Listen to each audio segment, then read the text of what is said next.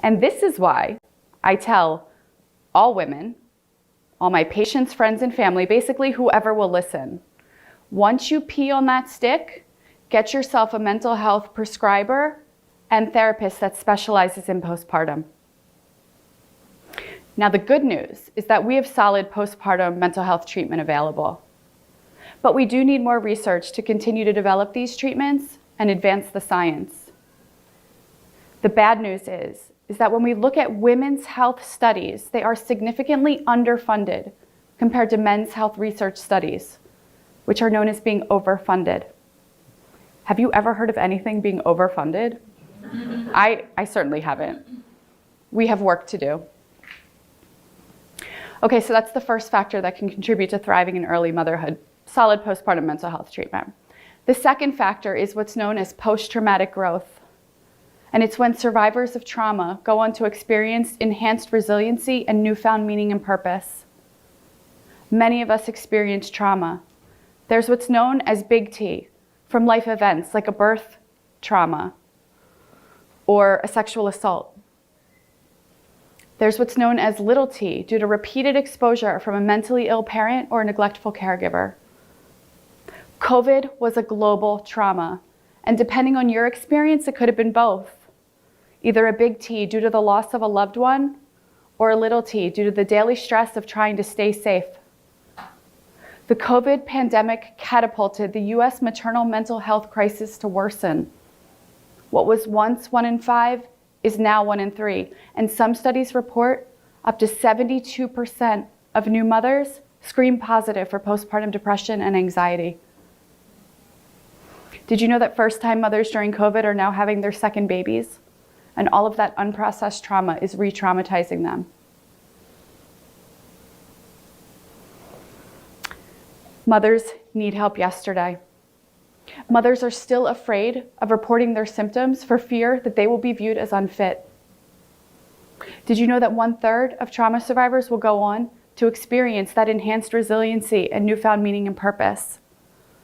I work with my patients to get to the other side of trauma, whether it's working through that unplanned complication in childbirth, flashbacks of the NICU experience, or challenges with breastfeeding. We have the opportunity here to bring more mothers to the other side of trauma by facilitating post-traumatic growth. Okay, so those are the first two factors that can contribute to thriving in early motherhood: solid postpartum mental health treatment and post-traumatic growth. But then there's this third factor, and it's crucial, but it doesn't get any attention, but it brings everything together, and it is the reason I'm standing on this stage today. It's called matrescence, and you likely have never heard of it. Turns out, becoming a mother is its own developmental phase, like adolescence. Researchers at Yale have established that matrescence is a neurocognitive phase of development. During this process, your brain changes rapidly, fine-tuning and priming itself for new learning, and shedding useless neural networks known as synaptic pruning. It's basically like Marie Kondoing your mind to give moms a leg up in caregiving. Research all over the world has shown that mothers compared to non-mothers demonstrate better mental flexibility, emotion regulation, and visual memory. Despite these maternal gifts, you're probably more familiar with the derogatory term mommy brain. It's this label that when a mother makes a mistake or forgets something, her brain is viewed as dysfunctional or a deficit, when nothing could be further from the truth.